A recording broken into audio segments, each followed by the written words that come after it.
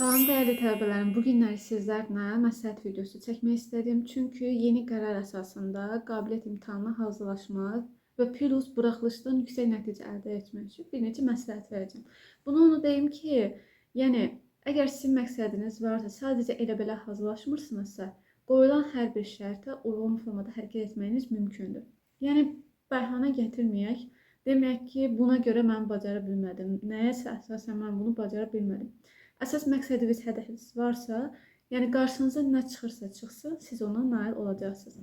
İlk növbədə siz buraxılış imtahanından 3 fəndən nə səviyyədə hazırlaşmısınız? Bilirəm, ilkin bazı olmalıdır, amma buraxılışın nəticələri ümumiyyətlə sizə çox önəmlidir. Tim ixtisasından tutmuş hər ixtisasına, əsasən bu dizayn ixtisasında daha çox önəmlidir. Yəni ən azı bir minimal balı 150 bal götürüblər. Əlbəttə ki, bu universitetdə fərq edir. Bilirəm, bu nəticə heç bir önəm kəsb eləmir bəzi uşaqlar üçün. Deyir ki, hə, mən bu qədər bal yığaydım, başqa bir ixtisasa hazırlaşardım və ya başqa bir şey. Əslində, belə baxanda, zaten problem buradan başlayır. Problem nədir uşaqlar? Adicə kontaktda biri mənə yazıb ki, təsvir incəsənət müəllimliyini, ümumiyyətlə rəssamlığı ucuz bir şey kimi görürəm, ucuz bir ixtisas kimi görürəm. Ya adam qalıb belə baxır. Ucuzluq nə edirsiniz uşaqlar? Ucuzluq zəhmət çəkməkdir.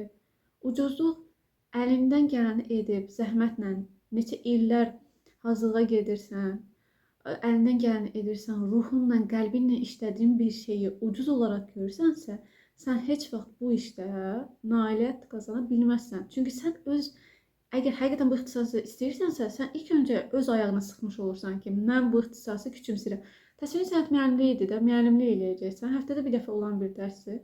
Sən bir müəllim olaraq bir neçə yerdə işləyə bilərsən. Əgər işlədiyin mühitdə, məsələn, məktəblər bir-birinə yaxındırsa, sən bir yox, bir neçə məktəbdə işləyə bilərsən. Saatlarını çoxaltmaq istəyirsənsə. Sən savadlı bir kadr olsan, öz əl işlərini sata bilərsən. Vaxt bölgüsünü düzgün apara bilsən, hazırlıq da belə keçə bilərsən. Yəni, pulun arxasınca qaçmaq əvəzincə özünüzə nəsə yatırım edin, özünüzü inkişaf elətdirin. Qaldı ki, hansı ixtisas pul mənə gətirər? Bilirəm, bizneslə məşğul olsanız, əlbəttə ki, əgər bu bacarığınız varsa, məşğul olun. Amma indi deyəcəksiniz ki, hə də, hər şey puldur falan. Amma bu sənətin özündə də pul var. Yəni, uşaqlar, xaricdə, bilirəm, xarici söhbətini həmişə qatırlar. Deyirlər, mən filan bölgədə olsaydım, filan ərazidə olsaydım, belə-belə eləyərdim. Əsas məsələ, indi qaldığın yeri dəyişdirə bilmirsənsə, özünü dəyişdirməyə başlayırsan. Yəni, demirəm, mühit problemlidirsə, sən də mühitdə problemlə başla. Yox, sən özünün üzərində işlə və mənasız insanların şərhlərinə, fikirlərinə önəmsəmə və öz işindən davam elə. Bu mənasız insanlar müəllimləri, əlbəttə ki, şey eləmirəm uşaqlar. Sizə bir müəllim məsləhət verirsə, onun qulağını sığa edirsiniz və öz üzərinizə çalışırsınız. Amma qıraqda, məsələn, YouTube-un özündə mənə en sayda bir rəy gəlir və aralarında o qədər mənasız olan var. Mən gedib onların sözünə qulaq asacağam. Əlbəttə ki, yox. Öz işimə, öz sənətimə sevgimi davam edəcəm qaldığım yerdə. Əlbəttə ki, videoların sayını çoxaldaraq, özümüzü inkişaf elətdirərək, videoların keyfiyyətini artırmaya çalışaraq, yeni ideyalar, fikirlər düşünərək özünüzü inkişaf elətdirə bilərsiniz. Yəni, bir sözlə bəhanə gətirməyin yeri yoxdur. Olan mühiti dəyişdirə bilmiriksə, özümüzü dəyişdirərək və mühitin daha pik nöqtəyə çatdırmalıyıq özümüzü. Yəni, çalışmaq lazımdır. İnşallah hər şey yaxşı olar. İstədiyiniz nəticəni də əldə edərsiniz. Təki vaz keçməyin. Təki özünüzdən vaz keçməyin. Bir il olmadı, gələn il olar. Gələn il olmadı, o birisi olar. Əgər həqiqətən istəyirsənsə, vaz keçmə. Zaten uğursuzluq vaz keçənlərin olacağı bir şeydir. Yəni, sən bir şeyi vaz keçirsən, deyirsən ki, olmaz, onu beyninə yükləyirsən, həqiqətən olmur. Çünki əvvəlcədən özünü şərtləyirsən, deyirsən, eləyə bilmərəm. Eləyə bilmərəm deyirsən və eləmirsən. Eləyə biləcəyini inan təkcə oturub bir yerində mən bacararam deməkdən deyil, hərəkəti keçməkdən ibarətdir.